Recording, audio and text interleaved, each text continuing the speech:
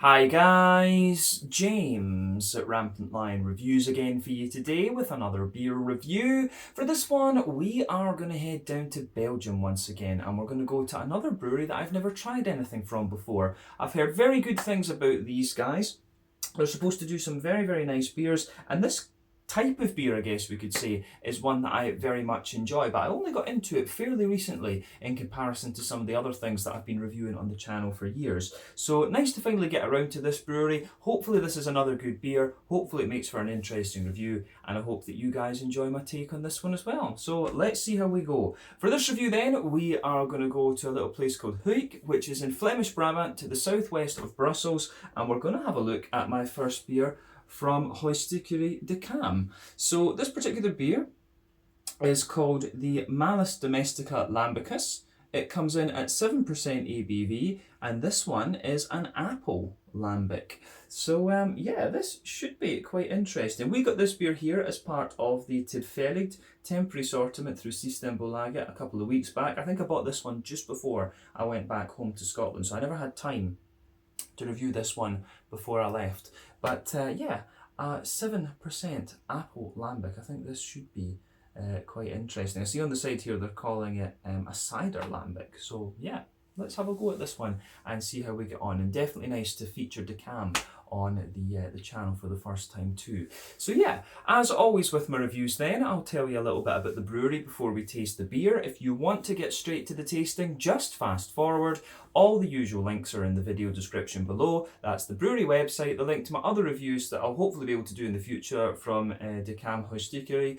Very first time I'm trying one of their beers, as I mentioned, but there's all the usual social media down there. If you want to see more reviews, do please consider subscribing to the channel. The whole channel, of course, has a geography-based tagging system, so you can go into the homepage and search for beer based on country, city, state, county, province, prefecture, whatever it is you happen to be interested in. Do check out the playlists of beers from different countries. There is one there for the Belgian beers that I've reviewed for you. That's being added to whenever I get the opportunity. And as always, please do get in touch and let me know some of the other beers and breweries that you guys would like to see me review. It's always great to hear from you guys that are watching the videos, and the support that you show the channel is hugely appreciated. So anyway, on to my brewery notes then to tell you a little bit about the Cam Geuzestekerij, if I'm pronouncing that properly. I do apologise for the bad Dutch pronunciations in this. I know that my Dutch friends will be kind of reeling with that. But anyway, so the de Cam Blendery, we'll go with that because it's easier than saying Geuzestekerij. But the de Cam Blendery are based in Gooik in Flemish Brabant, which is to the southwest of Brussels in Belgium. So the company was founded back in 1997 by Willem van Herwegen, who at the time was a production manager at Palm Breweries, along with the support of Armand de Belder, Frank Boon and Michael Dumst, who was the mayor of Gooik actually. But they're based in a former brewery that dates back to at least 1705. They do think it existed earlier than that though, and this building came into the possession of the town of Gooik back in 1992, and it was converted into a community centre but by 1997, of course, de Cam had moved in. But in 2000, Willem van Herwegen returned to Palm Breweries as a technical advisor, but it was also around this time that Karel Godot was actually helping out, and Willem suggested that Karel take over the running of the blendery, if you like. But Karel was actually finishing his final project at university, and he was researching starting a microbrewery and was focusing on some of the things that were going on at Drijfonteinen. So Karel agreed to be the blender while maintaining his job at Brouwerij Slagmuilder, which is a regular brewery that's quite close by. And then Armand and Gaston of Drijfonteinen agreed that they would teach him how to blend lambic beer. And of course now you've got de Cam doing all these kind of things as well. But Karel also studied as a cooper, so he could personally maintain the barrels that they're using to age the beers. And most of the barrels that they use are apparently 1,000 litre casks from Pilsner Urquell. But they received their beers for blending from Boon, Girardin and Lindemans, and these guys are actually one of the smallest blenderies in Belgium, and they were the first newcomer when they opened for about 40 years. So that is pretty impressive actually. But there are a few of the younger ones. I remember Hansen's Artisanal is a fairly young one. Then you've got these guys obviously, and I think there's another one or two actually who are are fairly young actually that have opened. I wonder if there's one or two that have opened after 2000. But yeah, that is all I can really tell you about the Cam Geuzestekerij for the moment, and hopefully we can review a few more of their beers in the future. I also credit my newfound love of Lambic beer to Chris Contreras, who is an American subscriber of mine. He was living in Belgium and sent me a few things from Pajottenland as well, and those were really nice. That really got me in to the Lambic beer. So yeah, nice to kind of explore and try some of the different breweries, of course, these days. But like I said, that is everything I can tell you about Cam for the moment. If you want to learn more about these guys, you can check out the brewery website. You can follow them on Facebook and Instagram to keep up to date with all the latest goings on. And you can, of course, check out the Rate Beer, Untappd and Beer Advocate pages to learn a little bit more about all the different beers that these guys have done. If you check out the Untappd page, I think it's about 20 or so different beers that these guys have done. So yeah, let's get on and have a little look at this one then. So let me just let you have a little look at the artwork on this before we open it up. As you can see, quite simple and straightforward, as you often get from these from the Lambic breweries. I think it's always quite nice and classy. You can see it's a green bottle this time. You've got the cork, and there is the Cam symbol on the top of that, if the camera will focus. I'm not sure. There we are. You can see it there if I point it just to the side of the camera. You need to remember that the camera's on the left side of the phone, because I think I always look at the screen rather than looking into the camera. But yeah, 7% ABV, this one should be very nice. This one, incidentally, is aged on apples at a ratio of 450 grams per litre. And I think they're fairly local apples as well, actually, which is kind of cool. So yeah, the Lambic beers, of course, are very, very regional. But let's get this guy out and we'll go on with the tasting. If memory serves me correctly, I think I paid 80 Swedish kroner for this, which is, yeah, about €8, something like that. So that will be somewhere in the region of £7 sterling. Oh, make sure we get the opening for you here. £7 sterling and maybe, you know, like $9 or so. Let's go. I was worried about that because look, see how full this thing is. Yeah, look at that. But yeah, let's get this guy out and we'll get on with the tasting then. The Malus Domestica Lambicus, 7% ABV apple lambic. This should be cool, or a cider lambic as they seem to be calling it on the label. Yeah. There we are. This, of course, is a 375ml bottle, so yeah, a little bit more than the standard kind of 330. Let me just line that up again so that we're happy. So yeah, as you can see, this beer is poured a lovely kind of bright, mildly hazy yellow colour. And before the head disappears on this one, you can see it's poured with about a quarter finger of a frothy, I would say creamy, nearly perfect white coloured head on this in this one. But that has faded away, of course, to be quite a thin foamy layer. There's just a few wisps on top of it, and you've got a nice kind of thicker ring around the edge of the glass there. But yeah, overall, it looks pretty nice. But one or two big bubbles sticking towards the side of the glass, a few little ones going up towards the bottom of that head there. But I mean, overall, it does look pretty nice. It's got a nice little bit of a kind of natural haze to it, which looks very good, I have to say. So I do like that about this beer. But when it's an apple lambic, you would expect that. So remember, the colour of your beer depends on, one, the type of malts that you use. This usually determines the magnitude of the colour. Two, the length of your wort boil is also going to play a role, and that can make the beer kind of slightly kind of darker. The longer you boil the wort, the more the sugar's caramelised, thus you get a darker colour of beer. But when it comes to sour beers like this, the barrel aging can affect the colour mostly, and then any adjuncts that you put in are going to affect it as well. So obviously this one has had apples, and that's probably going to change the kind of yellowness of the beer, to be honest with you. Whereas if you use cherries or raspberries or whatever, you're going to have some of these lovely kind of reddy purple colours that you can often get. But yeah, it certainly looks the part of what you would expect for an apple lambic, to be honest. So let's take a closer look at the aroma and just see how we go. So yeah. Ooh, that does smell nice. So, what you get with this one straight away is that nice big kind of woody lambic backbone. I love that about the lambic beers. You always get that big oaky backbone to them, so you can smell that lovely kind of oaky note in there. This one's actually got a wee bit of an almost leathery character to it, which is interesting. Pouring some on myself there. try not to taste it. Forget that this thing was nearly full. But yeah, you get that big oaky woody sort of thing in there. As we say, you do get a little bit of a kind of leathery character out of this one, I would say too, absolutely. And that comes out a little bit more when you kind of sugar the beer up. Yeah, definitely a wee bit of a kind of, on top of the kind of smooth oak, the oak's almost got a teeny little bit of spice to it or something. So you've got a teeny little bit of that kind of oaky spice to it, but you've also got the smoothness of the oak. You can almost get a little bit of that kind of Werther's original kind of butterscotchy, butter candy type smoothness out of this beer, which is very interesting. So yeah, there's a few interesting things going on here, absolutely.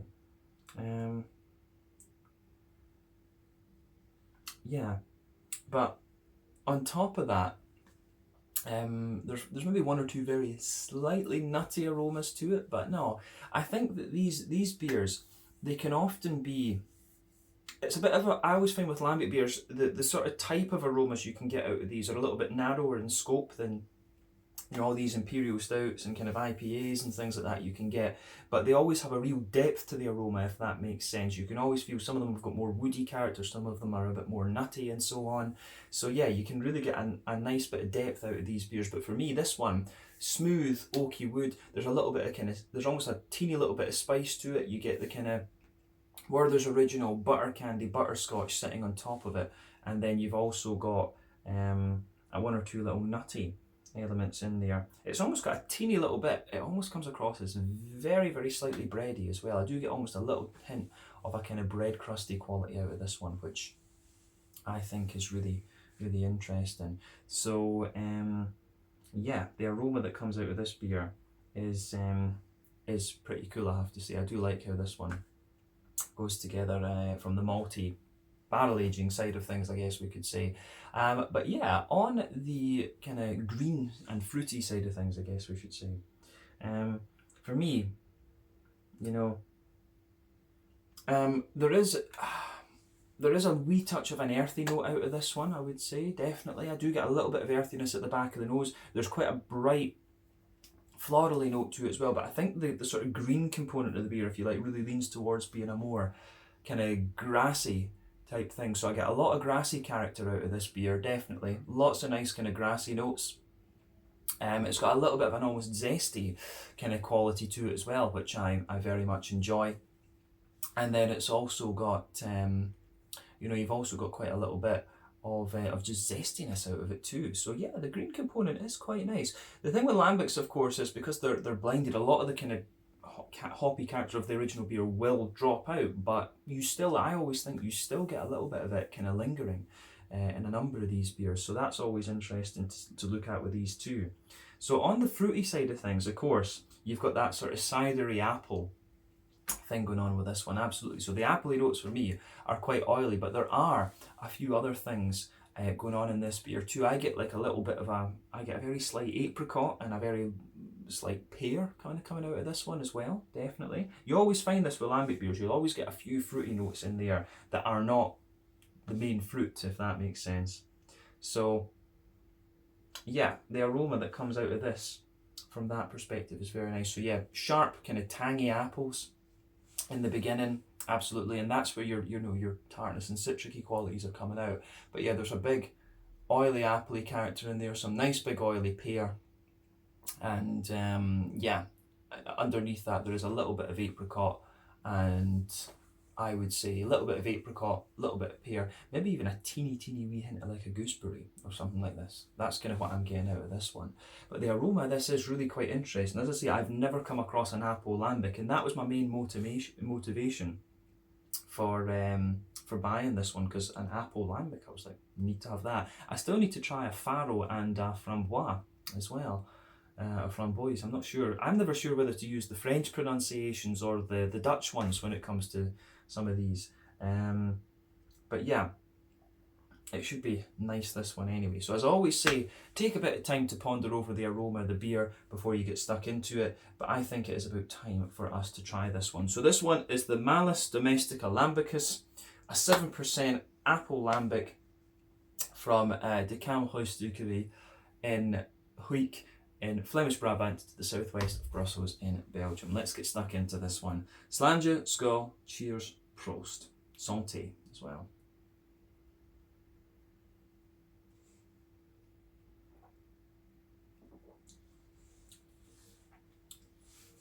Ooh, that's nice. That is very nice. Now, as I've said in previous reviews, the thing for me that makes a good sour beer, generally speaking, is how it, how it makes the transition from the impact, where it's really tart and everything, to how it just mellows out. And this one does it really, really nicely. I can see why Chris was so keen for me to try these Lambic beers back in the day, and I've never looked back. Lambic, these sort of Lambic beers and these big sour things, when you're first getting into beer, it will take you a bit of time to get used to what these beers are all about. But once you do get into them and you can appreciate them, they really are something quite different. So I like this. So thumbs up to Cam Geuzestekerij for this.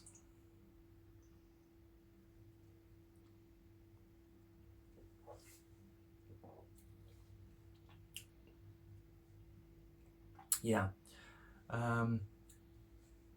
this is nice. Let's see, thumbs up.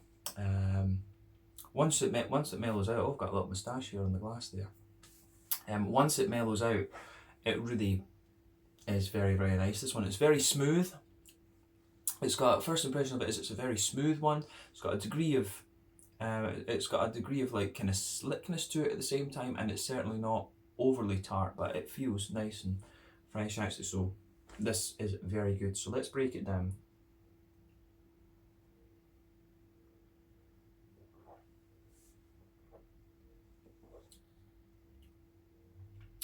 So on the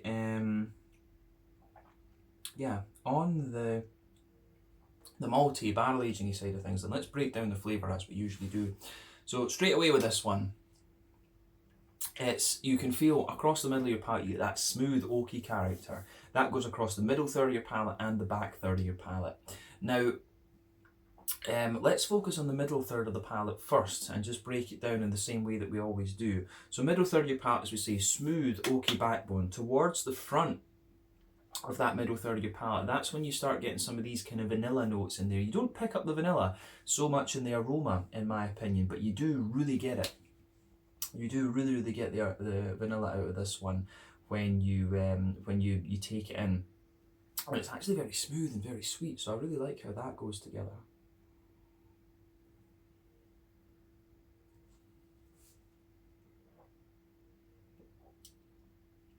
So yeah, that is really nice on that, the vanilla note. And I think that becomes a little bit more prominent the more that you drink of this beer as well.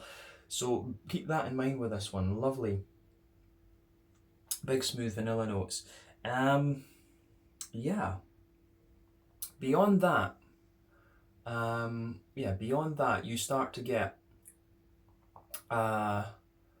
on top of it, on top of that woody, that smooth oaky there, you can feel there's almost, you do get a very slight leathery note towards the back half of that middle third of your palate. There is a slight leathery note there, but on top of all of that, you feel this sort of almost oily, thick layer coming out of this one, and that's when you start to get, it's almost like a circle in the middle of your palate.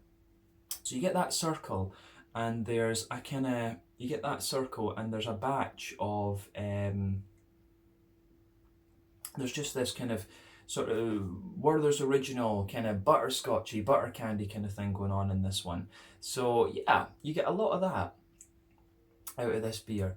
So it really works nicely in that sense. You've got a really good degree of kind of sweetness, but it's not overly sweet, it's just really nice and smooth. So you get the vanilla mixing in with this, and then you've got all that butterscotchy, butter candy kind of sitting on top. So it's awesome, it's pretty cool.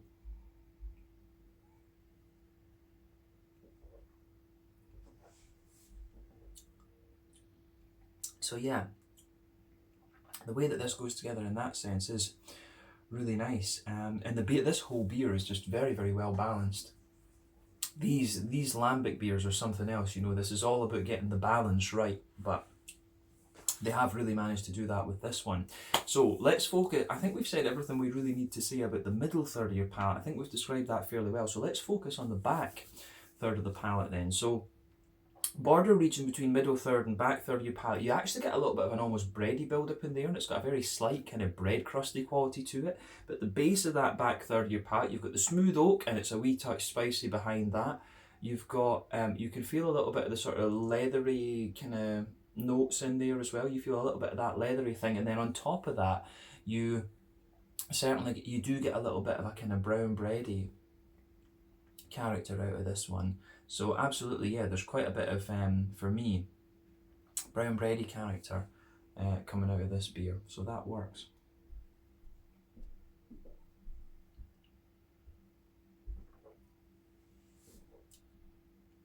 Yeah, I wouldn't say it's overly, it is kind of homey, but the sort of bready character you get from the yeasty side of the beer, it's almost like a sweet wholemeal bread that you get out of it. Yeah, I would stick with that. It's almost like a sweet kind of wholemeal bread that you get off the backbone of this beer, definitely. So yeah, you can feel that when you start at the back of your palate with this one, you know, the flavour starts off quite tall, and it just condenses down as you come further forward, and it squashes together a wee bit more. But you always get this. I find that you always get this in lots of different beers. So yeah, the way that the flavour on this one goes together is really, really nice, and you can feel that the further you go into the aftertaste with it, it really smoothens out and you get more of the wood and more of the vanilla and so on. So yeah, on the kind of hoppy green side of the beer, if you like, the edges of the palate. So yeah, there's definitely a wee bit of earthiness in there, absolutely. And then when you move further forward, it's a wee bit herbal, and as you push towards the kind of front corners of the palate, it's a little bit more floral and aromatic in a sense. So yeah, absolutely, all of that going on.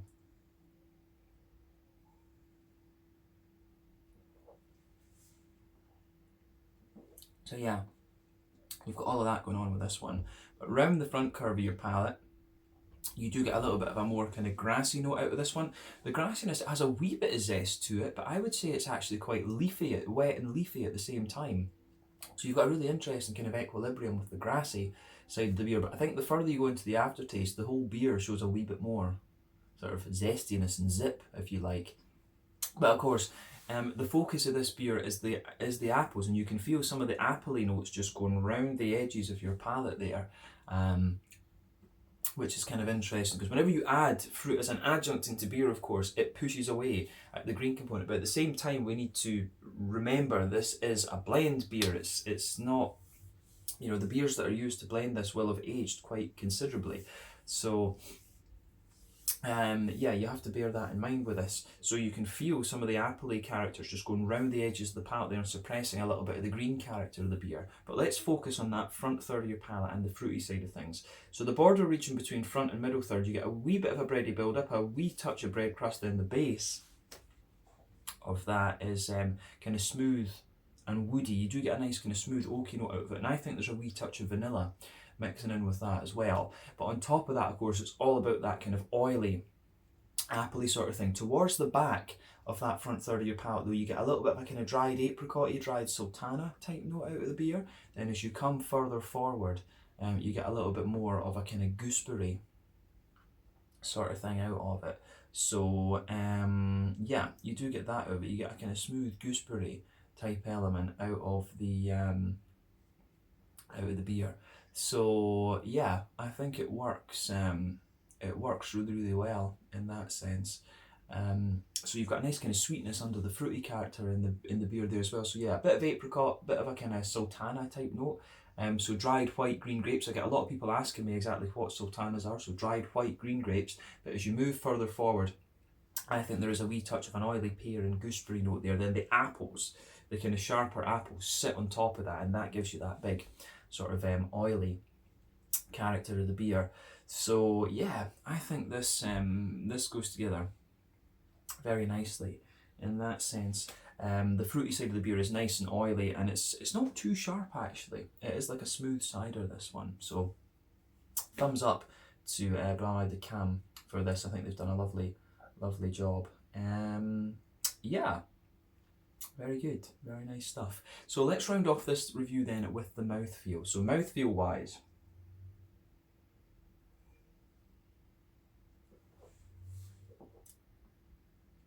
yeah, mouthfeel wise, I would say that this beer is kind of top end of mid-bodied. I think, yeah, top end of mid-bodied. Carbonation is very smooth. It's got a good little bit of a kind of oily slickness to it, actually. Yeah, a nice kind of bit of oily slickness. And overall, it's not too sharp, this one. It's actually very well balanced and very smooth in a lot of ways. So the malty, woody backbone in this is very smooth, but at the same time, there's a good degree of sweetness to this one, which I can certainly appreciate. Wee touch of dryness as well. But yeah, I really think it works, actually. So yeah, a lovely bit of smoothness and sweetness out of this one. In the malt, yeah, the malt base, you do get a little bit of breadiness as well, just a wee touch of dryness, as we said. In terms of IBUs and things, you know, I think this beer, I think technically it's probably 0 IBU, but probably there'll be somewhere between 0 and 10 IBUs. You know, I think it's impossible to have a beer that's 0 IBUs.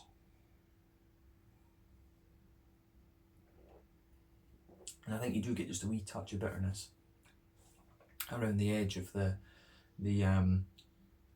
palate there. So I think, you know, I think this is somewhere between, you know, 5 to 10 IBUs, something like that. But yeah, lovely big oily fruity character, sharp and tart, and I think it really does work, this one. So yeah, the way that this goes together, I think works really nicely. So big oily fruity characters, just a wee bit of a kind of sharpness to it. But yeah, gets a thumbs up from me. So I need to try some more of the Decam stuff. I've been impressed with this one and the balance that it has. And I think by the looks of it, these guys had a few things with quite a few different fruits and stuff in them. So we will need to look into that further.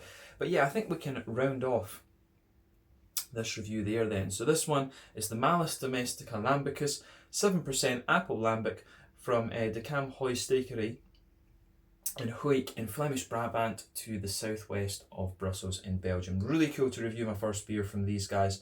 I very much enjoyed it, and I hope you guys enjoyed my take on this one as well. So let's leave it there. Thank you again for watching my reviews. Until the next time, please like, subscribe, share, all the usual YouTube stuff. Let me know your own thoughts on this beer in the comments section below. Let me know what your favourite beers are from Decam, and we will see about returning to these guys at some point whenever I get the opportunity. But Slanja just now, and I'll catch you guys very soon. Slanja at school. Cheers. Check out my social media, check out theirs, and I'll catch you guys on the next review.